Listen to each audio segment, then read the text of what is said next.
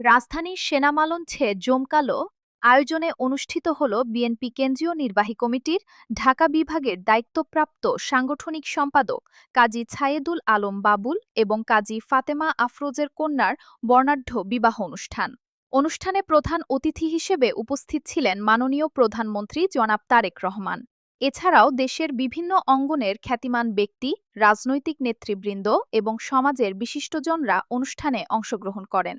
আনন্দঘন পরিবেশে অনুষ্ঠিত এ আয়োজনে নবদম্পতির জন্য শুভকামনা জানানো হয়। অতিথিরা নবদম্পতির সুখী ও সমৃদ্ধ ভবিষ্যৎ কামনা করেন এবং আয়োজকদের এমন সুন্দর অনুষ্ঠানের জন্য ধন্যবাদ জানান।